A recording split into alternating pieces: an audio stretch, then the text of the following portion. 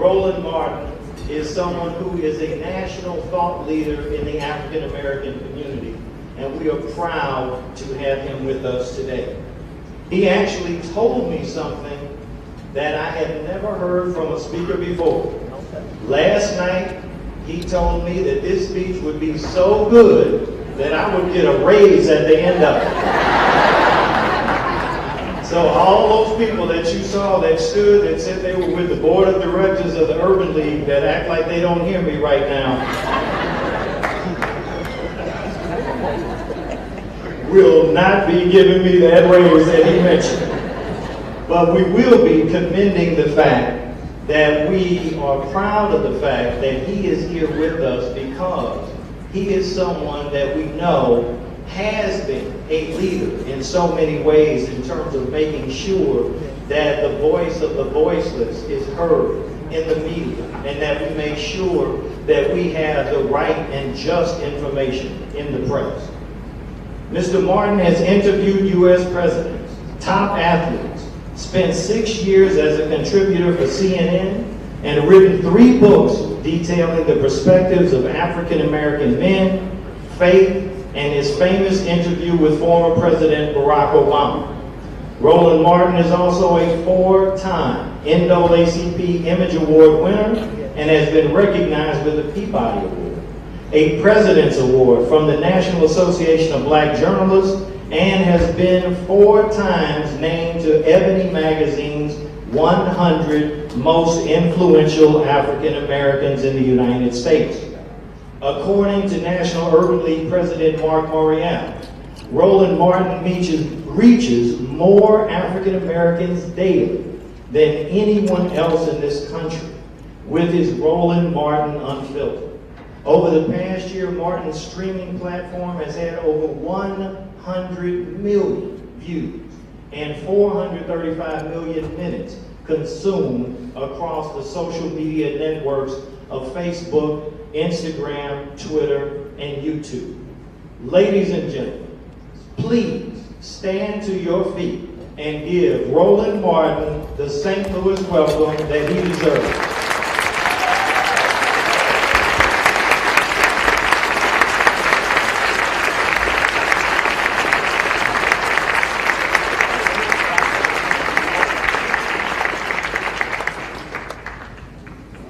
How we doing?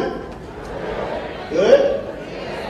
All right. Glad to see all of you here. Glad to see a lot of folks who I just saw last month. I was here for the Alpha Centennial celebration. I was the keynote speaker. So all the Alphas in the house, stand up. Okay.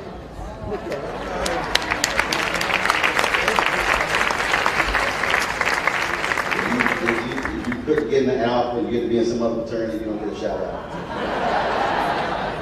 Sorry. You will give the Zetas a shout out. They finally got to the Centennial Club, so congratulations on being in the Centennial Club to the Zetas. Alpha, we've been there a while. Okay, all right. We were the first. All right. Again, certainly want to thank the Urban League of St. Louis. I want to thank, of course, St. Louis University. I want to thank all of you here, the folks who make this possible. I don't take it lightly whenever I'm asked to speak, especially when it comes to various MLK events. Glad to see my new homegirl Erica, which was 17. But you can tell you've been in the Midwest, you're losing all your color. Right. You know, New Orleans, you with the sun down there. She walked up to me, I was like, who you? Michael used to be my color, but he's been in St. Louis so long, he don't change colors. I lived in Chicago for 6 years, so trust me, I know what the cold will do. I had to leave. I was like, my goodness, my parents will even recognize me.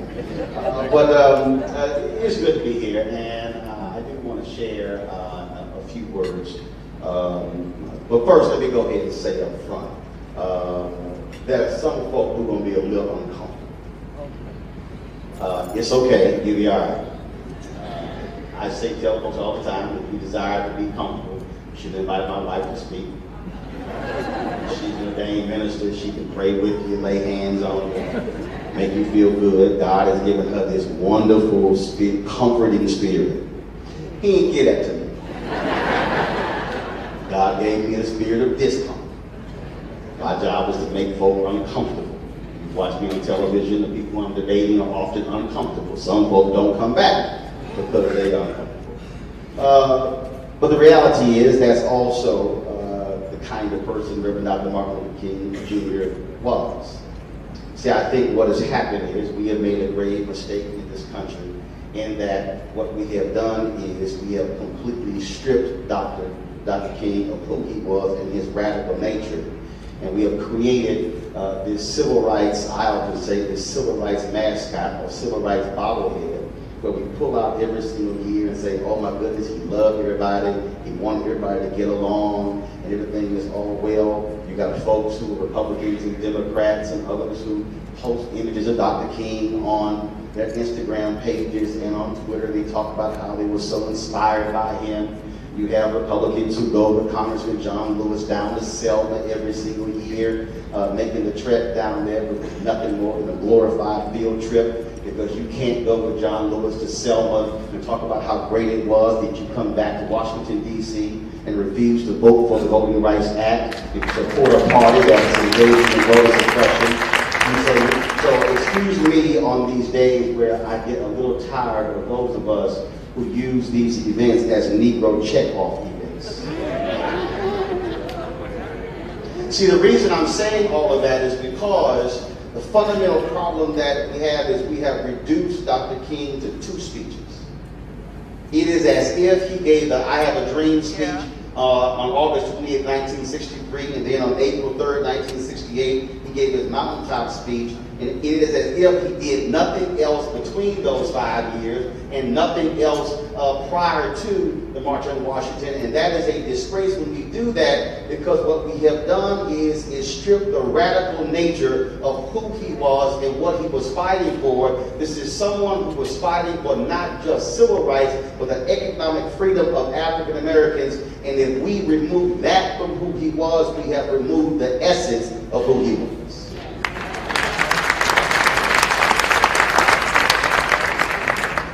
One of my favorite movies is the movie Malcolm X, and I love the scene where they go to the jailhouse and one of the brothers had been arrested and beaten by the police officers, and then they said, call an ambulance for Brother Johnson. And then there's a certain scene there where the cop comes up to Malcolm X and he says, okay, that's enough, you got what you wanted, you can go now. And Malcolm X says, no, I'm not satisfied. Now see, typically on this day, we'll hear excerpts of Dr. King's speeches, and what will happen is folks will actually play the I Have a Dream speech, and they'll only play the bottom portion. But see, the problem with you playing the bottom portion of that speech, that is a sense being in church, only listening to the hoop, and you ignore the scripture at the top. See, you can't get to the I Have a Dream part unless you deal with the hard stuff he talked about before, when he talked about the economic injustice in this country, when he talked about what was happening in this country. He literally says in that speech, why the Negro? He said, quote, there are those who are asking the devotees of civil rights, when will you be satisfied? He says in the very speech, we can never be satisfied as long as a Negro is the victim of the unspeakable horrors of police brutality. See, you will not hear commentators on CNN or MSNBC or Fox News or ABC or CBS or NBC, when we talk about this very speech, talk about him discussing police brutality. Just like on days like this, we will not confront the reality of what's happening in this country right now, when we have police departments in this country who are filled with individuals who have racist intent, who have posted such messages on Facebook, who have shown who they are, who are abusing people, but then somehow we are unwilling to challenge them by saying, well, that's only a few bad apples. Well, guess what? If I add the bad apples in St. Louis and Chicago, as well as in Houston and Dallas and Philadelphia and New Orleans and Los Angeles and New York and across the country, there's a whole bunch of damn bad apples that got this apartheid.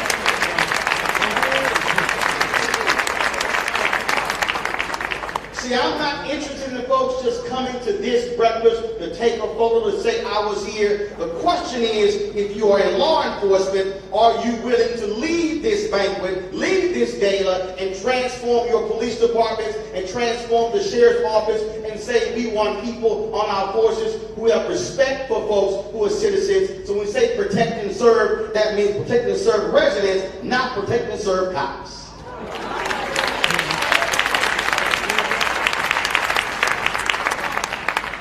See, the same goes when all of a sudden you let the black district attorney in this city and all the folks who are working for the department say, well, we're going to join the police union. Yeah, trust me, I follow what's happening. Yeah.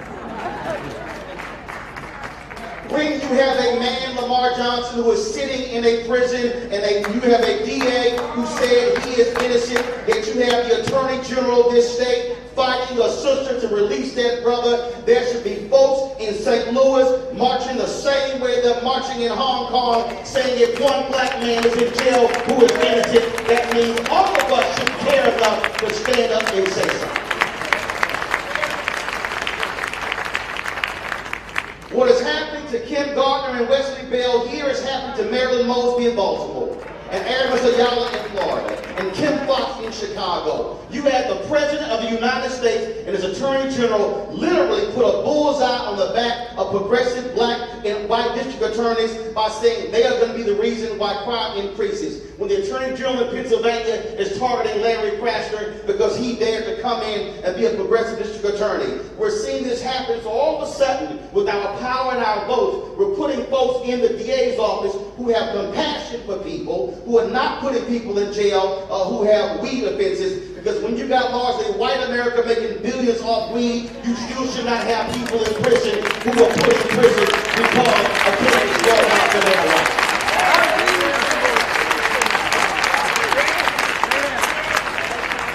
No one can sit in a dinner or a banquet or attend an MLK event and quote Dr. King if you do not care about these issues, because if you say you care about him, you better care about what he cared about.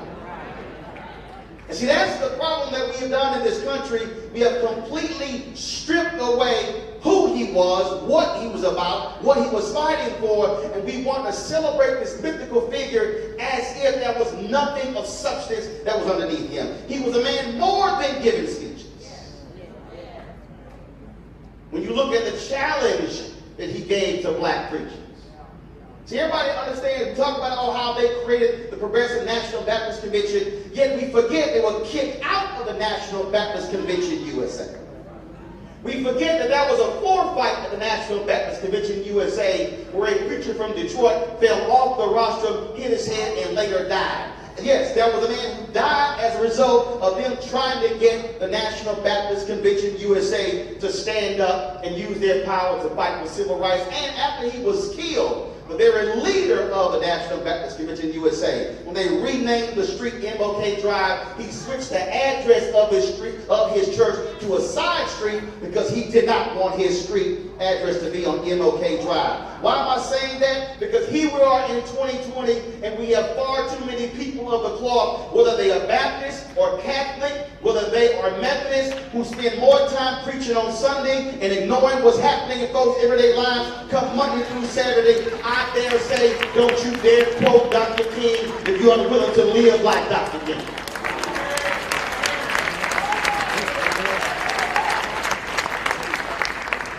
Far too many of us are walking around living this wonderful, happy existence where there are other people who truly are suffering.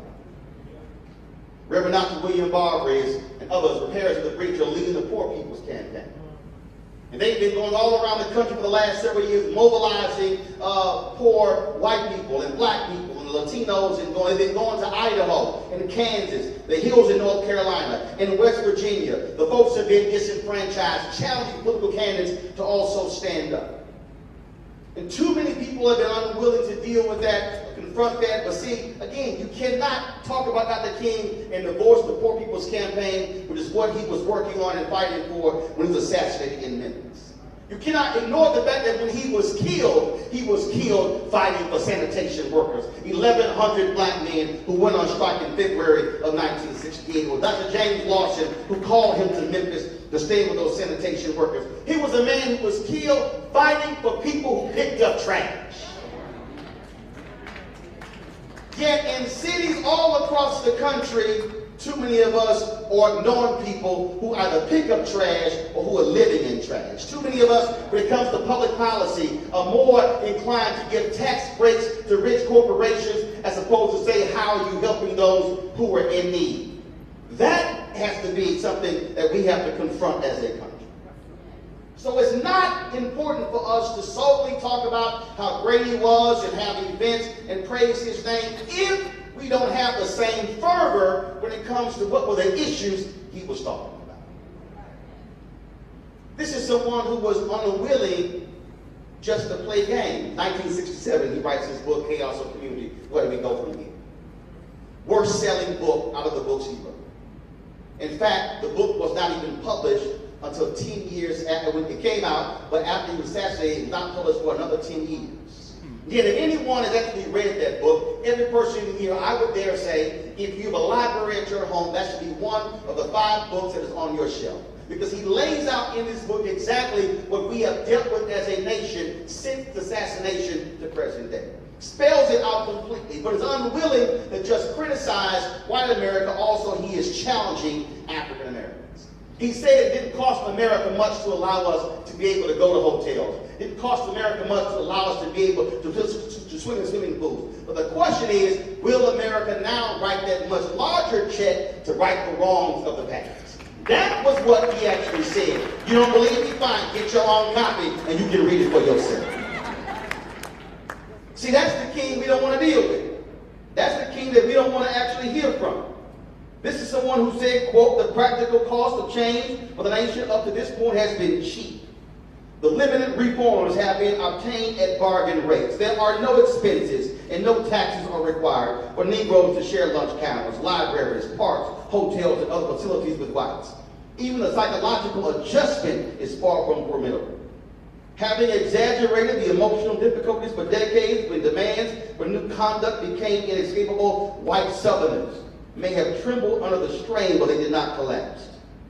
He then says, even the more significant changes involved in voter registration required neither large monetary nor psychological sacrifice. Spectacular and turbulent events that dramatized the demand created an erroneous impression that a heavy burden was involved. Quote, the real cost lies ahead. The stiffening of white resistance is a recognition of that fact. The discount education given Negroes will in the future have to be purchased at full price if quality education is to be realized.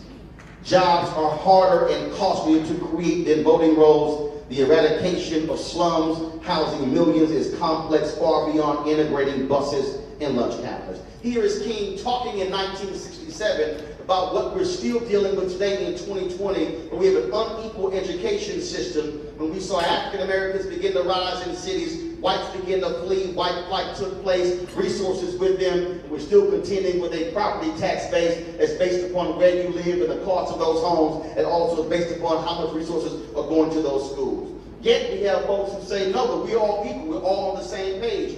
Not when you look at the numbers, not when black college students have twice the student loan rates that of white college students. What does that actually mean? That means that when that black kid walks out of college with so much student loan debt, they don't have the ability to be able to then take the resources and then buy a home and build the business. And then it begins to continue and continue. The cycle goes on. In 2008, 53% of black wealth wiped out due to the home foreclosure crisis. Where did that thing show up? 2013, when there were when multiple billions of dollars were handed out. $23.09 billion in small business loans handed out. In 2013, African Americans got $385 million of that. Why? Because of the housing crisis. No home, no loan, no business. And so now you're in a situation where we are 24 years away from America becoming a nation majority people of color. And then people of color are in a position where we're going to be even further behind economically. So we'll have demographic numbers, but won't have economic numbers. King understood that the demographic numbers don't mean jack if you ain't got money.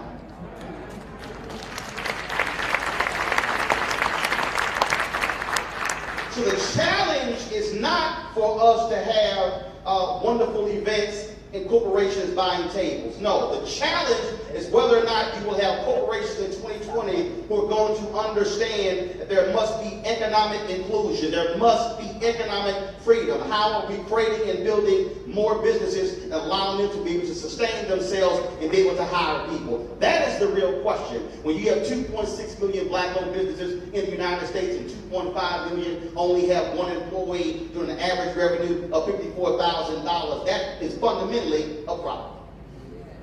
King understood that. See, if you go back and listen or read his April 3rd, 1968 speech that he gave at Mason Temple, see, too many of us have only heard the bottom 2 minutes of that speech. Now realize it was a 43-minute and 16-second speech that Keith D. Miller writes in his book, Martin Luther King's biblical epic, his final great speech. He breaks down that particular speech in terms of what he said. If you go back and actually listen to it, King references Reverend Jesse Jackson Sr. And he talks about how he wants to redistribute the pain. He talks about targeting certain corporations. Why? Because one of the greatest programs that Dr. King was involved in was not necessarily just the Montgomery bus boycott, wasn't just what took place in Birmingham, but it was actually Operation Breadbasket. See, for a lot of us, if you mention Operation Breadbasket, we're like, I don't know what you're talking about. But it was a program that Reverend Leon Sullivan introduced to him. He came to present to SCLC and said, we're going to now take this thing as national. That's how Reverend Jesse Jackson Sr. was sent to Chicago. So when you hear Rainbow Push today, Rainbow Push is an outgrowth of Operation Breadbasket.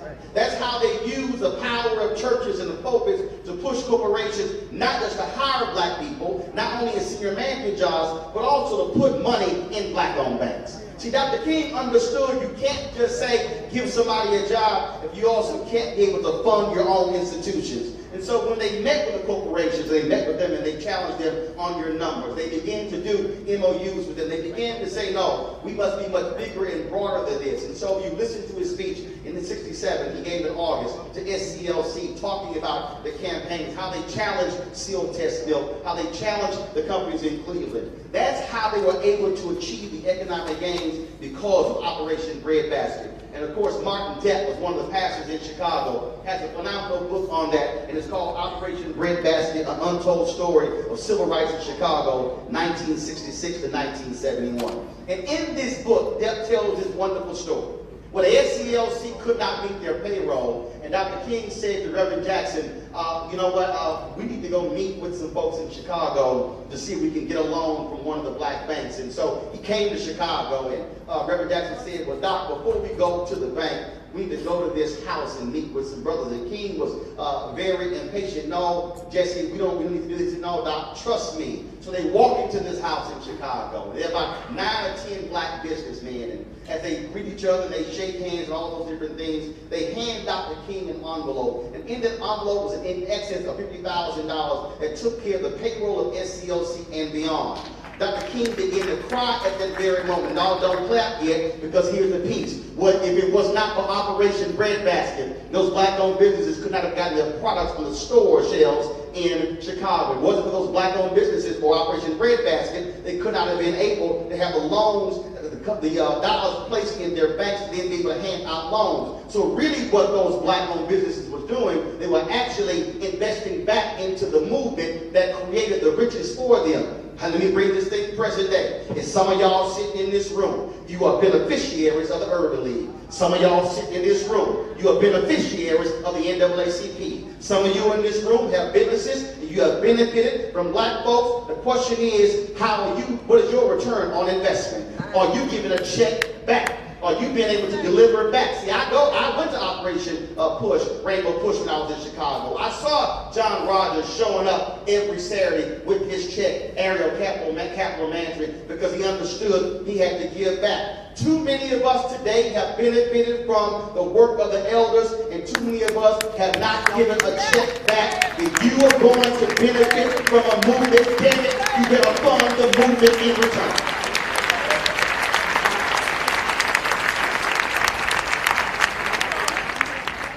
What we are confronted with today, again, if you read Chaos of Community, you can see what is happening right now. People keep asking me all the time. I go around the country and say, well, how in the world did we get Trump? I said, clearly you have not paid any attention to American history.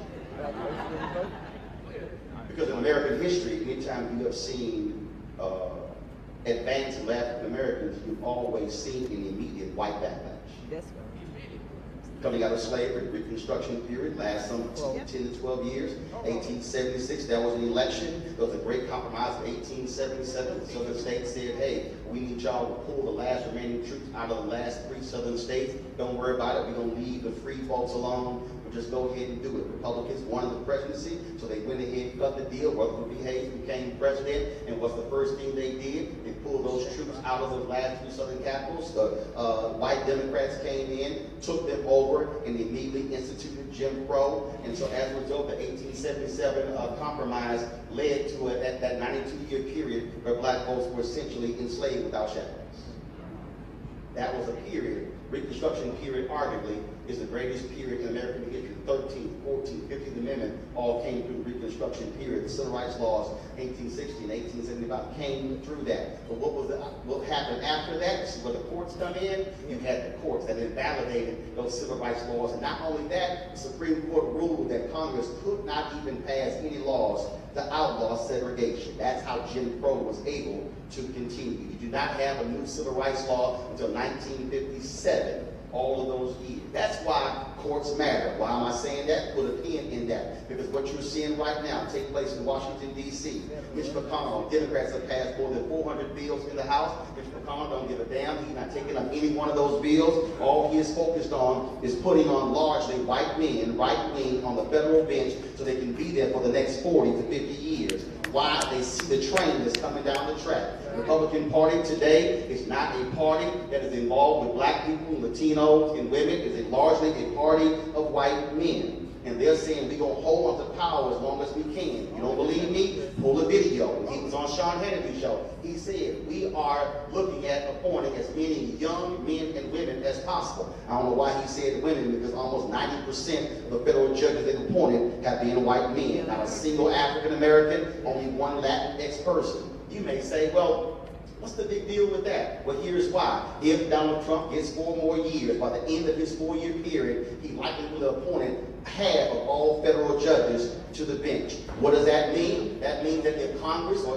you a state legislature or a city council, you pass a law and somebody sues, it's likely going to end up in federal court. So if you've got a right-wing ideologue sitting on the bench who cares more about businesses than people, they're likely going to rule against that. And so what does that mean when it comes to environmental protection, civil rights protections? This week, right now, they're moving on some of the most anti-civil rights federal judges you have seen in American history. I sure wish Senator Tim Scott would wake the hell up and stand up and call this party out and say we cannot confirm some of these people. But that is exactly what is happening. And so when you vote in November, do understand, if you don't vote and you sit at home, what is happening is you are ensuring those type of judges are on the bench. And again, you might look at me and say, well, yeah, what's the real deal? The real deal is this here. Supreme Court ruled Brown versus Board of Education. There also was Brown 2, but it was a lower court that actually enforced all those civil rights laws. Injunctions were created out of the civil rights movement. In Louisiana, they would pass a law, put in segregation. NAACP would go to the courts that afternoon to get an injunction and validate the law. The next day, the legislature would pass another law. They would go right back to court, get an injunction, and validate that law. Conservatives in this country have been angry because of the 64 Civil Rights Act, the 65 Voting Rights Act, the 68 Fair Housing Act. And so what did they say? Oh, we saw what y'all liberals did, so we're going to create this institution to create a whole new generation of far right-wing judges. That's why the Federalist Society was created. They're the ones today who are picking the federal judges. They're picking them hand in hand with right-wing conservative evangelicals, folk like Paula White, folks like Franklin Graham, folk like Richard Jeffers, as well as Ralph Reed and others. See, that's why just because you got a cloth on, just because you're a man or woman of the cloth, don't mean other folk who also have the same cloth, have the same mindset, and read from the same Bible. And that's why we've got to have progressive and religious leaders stand up and use their power. That's why we must have the Catholic Church speak more about gay marriage and abortion and call out those very people who are voting against poor people. Because see, again, without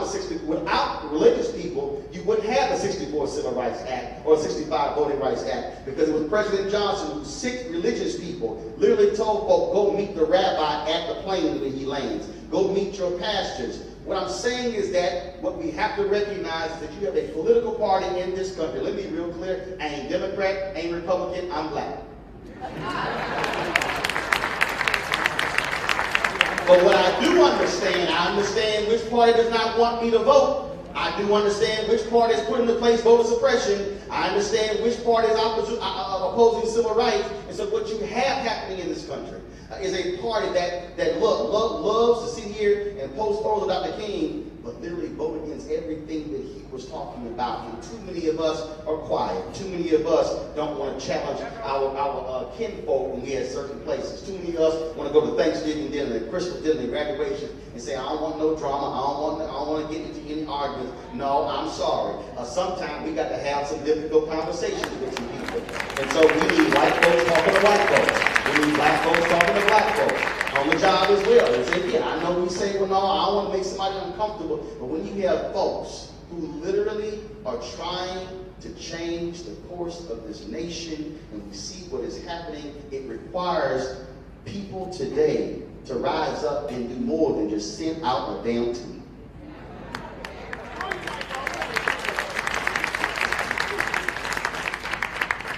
What we are facing today is an existential threat to our future. 24 years, that means one generation from now, this nation, for the first time, will be 53% people of color, 47% white. What is driving all of this? What is driving this fervor, all these folks? It literally is white fear. Let me unpack that. It's fear, not just, oh my goodness, we got to share power. Yes. Oh my goodness, we got to share resources? Yes. But what it also is, when you hear, listen to the buzz phrases, we're concerned about losing our culture, our values, our way of life. Joe Biden, a couple of weeks ago, when he gave a speech, which was actually edited in a very horrible way, he actually was talking about that. That's what he was speaking about. And what you have is, you have this fear. You have this fear of folks who are living in not only rural parts of America, but also in cities, because they say, I'm afraid how values, well, what do you mean values? Because see, what you have to understand is this here. White America, for the most part, when they see that flag, that means one thing. Black folks, when you see that flag, it means something else. So let me further unpack that. See, when in this country, you white, when you see the cop, you go, whew. Black folks see the cop, oh. Every time a cop has brutalized an African American or someone else, that patch of that flag was on their uniform. See, you have to understand, so when you say values, it's a whole different piece. Jackie Robinson in his book, I Never Had It Made, said why he would never salute the flag or do the Pledge of Allegiance. So when folks say, well, why did Kaepernick kneel? What's wrong? That's un-American. No, actually, there's nothing more American than protest. Read the very Constitution you haven't read. See, if we really want to understand this thing, no group of people has been more American than black people. Because ain't nothing like loving a country that did not love you back. There's nothing like fighting for a country that did not allow you, when you got off, put the uniform off, you were still mistreated. Medgar Evers was a veteran of the United States Army, yet was still gunned down by a racist. When after World War II, there were literally race riots in train depots between white troops and black troops the moment they got back from fighting the Germans in World War II. That, folks, is still American history. The Army right now, the Marines are dealing with right now white supremacists who are in their midst in the United States military. Folks, we have to understand that just because the Klan of Hoods got taken off some 30 or 40 years ago, don't mean that they did not have children with those same thoughts. And in fact, you got one right now sitting in the White House advising Donald Trump for the name of Stephen Miller, who, when he was at Duke, said that his mentor was Richard Spencer, the white supremacists run around the country right now. If that was your mentor when you were in college, we know exactly what your thoughts are. And now his emails are being revealed, and he is still sitting in the White House advising the President of the United States. What I'm trying to explain when I say this whole notion of white fear, Pat Buchanan wrote about it. He actually said, and this was his fear, I hope they don't do to us what we did to them. Mitchell Andrew, former mayor of New Orleans, in his book, when he was talking about taking down the Confederate statues, he literally said, white America, hey, I've known black for a very long time. Trust me, they're better than us. They won't do to us what we did to them. If you don't believe me, go read Mitch's book. It's right there. I'll be happy to call him for it. I'm saying all of that because the problem that we have is that we say we know each other, but in truth, we don't. We're not actually having real substantive conversations that are interracial conversations. Reverend Jim Wallace discusses this all the time. He always says, who do you invite to dinner? Who comes to your house? Now, if you don't want to invite somebody to dinner, how about try this one? And I just want y'all to think for a second. Who do you eat lunch with? What do they look like? Had a young student came to me. She said, I'm a Texas A&M graduate. She said, now you talk about Texas A&M all the time. You know, we just having problems at the university. I'm like, well, how you having problems? And she said, well, you know, we go to the cafeteria, white students, and you know, they're sitting by themselves, and they're not speaking to us. I said, you ever sat with them? She was like, what do you mean? I said, have you ever walked over and said, excuse me, did he take it? She said, no. I said, so explain to me how you want a white student to do what you are unwilling to do. So you actually sit right here, right now, and I want you to think, I want you to actually think, how often are you engaged in conversations with somebody of an opposite race that's in voluntary situations? What does that mean? Where you work is not a voluntary situation. You have no control over who's sitting right next to you. Where this university, you don't have any control. So if you work there, you walk in. I'm talking about voluntary situations. When you go to lunch, that's voluntary. Who you invite to your house, that's voluntary. Who you allow to play with your kids, that's voluntary. So that's really what we're dealing with. We talk about how all of a sudden, oh my God, we all go get along, and then we want to quote Dr. King when little boys, little black girls, they're going to hold hands, everybody, Because the reality is a whole bunch of us ain't holding hands, we're not having dinner, we're not having lunch, we're actually living in silos, and then all of a sudden we have no understanding of really what somebody else is going through and dealing with. That, folks, is our story. King lays it out in Chaos of Community, where he says that white America really does not have an understanding of the pain that black folks endured, which is why you see polling today where you have upwards of 35% of white Americans who say that discrimination against white is just as bad as it is against black. Yet I tell you what, if you were in a front of a room of white people and said, how many of y'all would love to be black in America? Jane Elliott tried that, and you saw how many hands went up.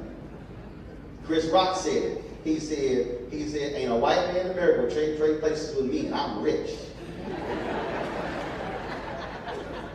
We see that, but we really don't quite understand that.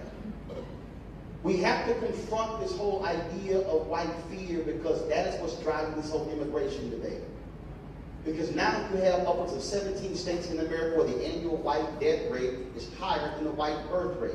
Why are you seeing such drama taking place in Europe, taking place over in France and Germany, Italy? Because they're saying, oh my goodness, all the immigration happening. Why? Because Italians and Germans are not having as many kids that are having before. Folks, the world has been 2/3 people of color for a very long time. It ain't changing.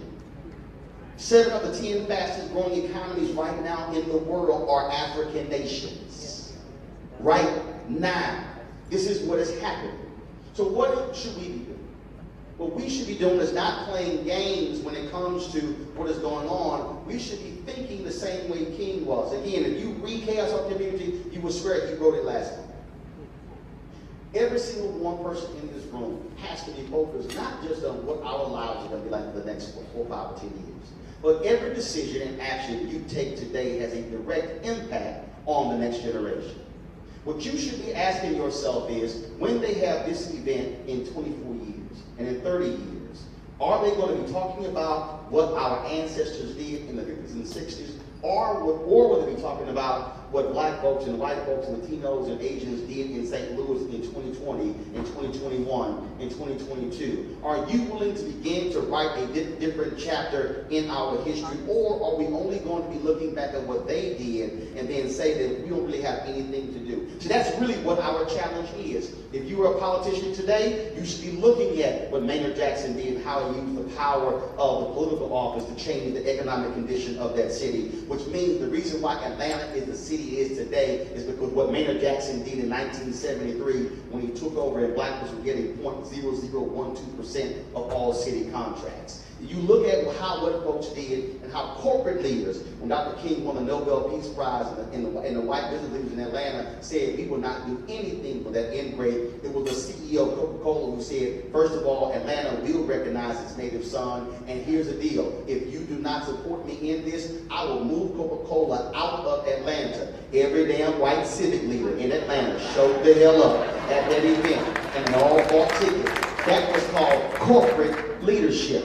It was, of course, Al Newhart. He was the CEO of Gannett. He said Gannett is going to be the nation's most diverse media company in the country. He said, I'm going to tie your bonuses to your diversity numbers. He said, and if you don't like it, you're more than welcome to leave the company. And there were people who told him this is unfair. He said, that's fine. I'm the CEO. Y'all can go ahead and leave. And that's how Gannett became the most diverse media company. And then what happened when Gannett did that? Knight Ridder did that. And then Cox did it. And so the decision of a CEO changed the entire industry. It's falling back because you don't have enough Al Newharts today, but you have to have that. John LeGrand is the president of FX Network. Sent one email out saying, how is it that women make up 50% of the country, yet 80+% of the showrunners of our TV shows are white men? Within 1 year, that number had flipped because the CEO, the president, said, this is how we're now going to change. Folks, all I'm trying to say is leaders step up when it's time to lead. Whether you are a CEO, president, university president, CEO of the Urban League, whether you are CEO of your house, whether you are a teacher, doesn't matter what it is, every single one of us has an opportunity to change what is happening in this city, in this state, and in this country. So what you should be saying in this event is, when I come back here next year, how will this city be different? When I come back here next year, what role will I play in making this city different? I dare say if you leave this event in 2020 and you come back here in 2021 and St. Louis and Missouri is the same in 2020, 2021 as it is in 2020, you've wasted your damn time. My suggestion is you make a personal commitment, an organizational commitment, a corporate commitment, a political commitment, a religious commitment, a university education commitment to say we are going to rewrite this story in a way that speaks to who we are and what the values are today, what they should be in the future. And you should lay back and make that as your mandate. And so again, take a personal assessment and begin to say that when you come back here next year, you want to see a different city. You want to see more black-owned businesses, not just in numbers, but with capacity. You want to be able to say how our corporations change when it comes to our numbers. Are we seeing more African Americans who are in senior level positions? What is happening when it comes to our kids? Are we seeing a better graduation rate, a better reading rate? How are we changing things economically? We have the potential to be able to change if only the people are willing to change. I'll close this way. It's too many folk who spend their time talking about what the church isn't doing, what the church isn't doing. But guess what? Whenever they say that, they're really talking about the pastor. But if anybody understands church, the church is actually made up of a body of people. The reality is this here, when Nehemiah was distressed and went to look at the wall, he surveyed the whole wall and then said, here's the action plan. Went to the people, and you got to believe me, go to Nehemiah chapter 2, 3, or 4, and it says it right there. The people said, let us rebuild. And then what began to happen? They began to build. And there were haters who were saying, oh, y'all can't rebuild a wall. Nehemiah said, ignore the haters, just keep doing your work. And then they kept building. And all of a sudden, they began to make some progress. They made the progress, and then what happened? Folks said, oh my goodness, the haters said they're making progress, so we got to stop them in rebuilding. Nehemiah said, don't worry about it. Keep building with one hand and keep keep your one hand on build with one hand, keep your weapon in your other hand. What I'm trying to tell you is, y'all gonna have some haters in St. Louis. Y'all gonna have some folk who look like you hating on you. Y'all gonna have some people who are saying you can't rebuild because it wasn't done before. All you gotta say is keep building. But the last part is this here, which is the most powerful part in that whole Nehemiah. When they list all of the names of the people who were building, the beauty of that is said, these folks built this portion of the gate, and this portion of the wall, this portion of the wall. Now, understand that. What does that actually mean? What it means is you cannot be one person and you are spending all your time worrying about what's happening in Oakland.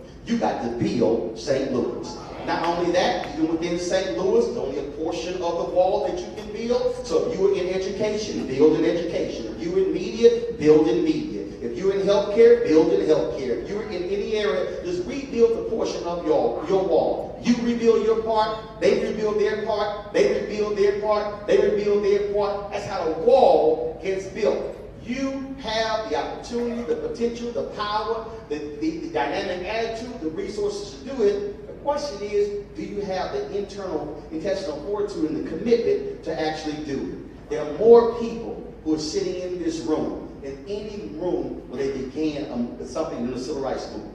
The power is sitting in this room. You ain't got to call a meeting. You don't have to call anybody to come into this meeting. All you got to do is follow your modern day Nehemiahs who have surveyed the land, who've given you the action plan, who've laid out what needs to happen, how you can rebuild. I'm going to say this, because I mentioned the Zetas out there as well.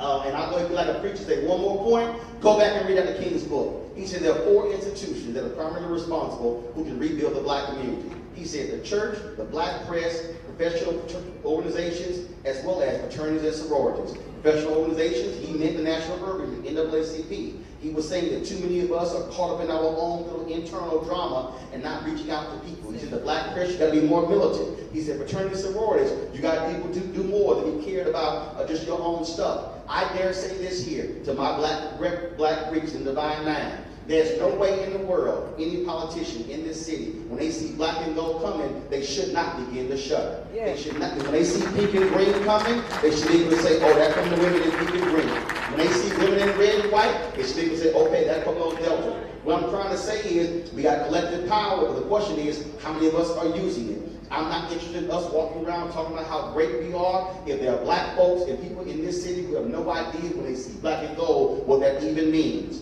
I'm talking about how to use collective power to be able to change. We have the capacity to do it. We have the ability to do it. The question is, do you have the heart to do it? Do you have the courage to do it? And if you actually say you respect Dr. King, and you believe in Dr. King, and you believe in what he was all about, then you better show it. Not by attending this event, not by sponsoring this event, but by doing the work. Now the question is, are you going to take your Louis Vuittons and your St. John's and all your great clothes off, or are you going to put some overalls on, because damn it, it's time to get to work. All right.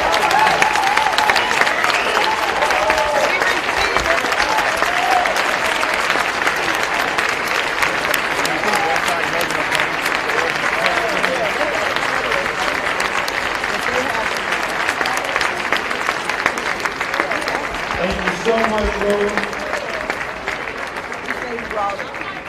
It is our pleasure now to present you with our Dr. King Award for a lifetime of service and giving back and transforming communities and challenging all of us to make the difference that Dr. King would want us to make. So on behalf of St. Louis University and the Urban League, we are proud to present you with this Lifetime Achievement Award.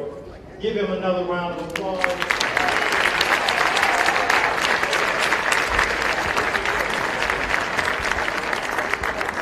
We know that the hour is late, so I want to thank all of the people that worked on this committee. Roland has challenged us on how we can be individually and collectively committed on behalf of the university and the Urban League. We wish you Godspeed.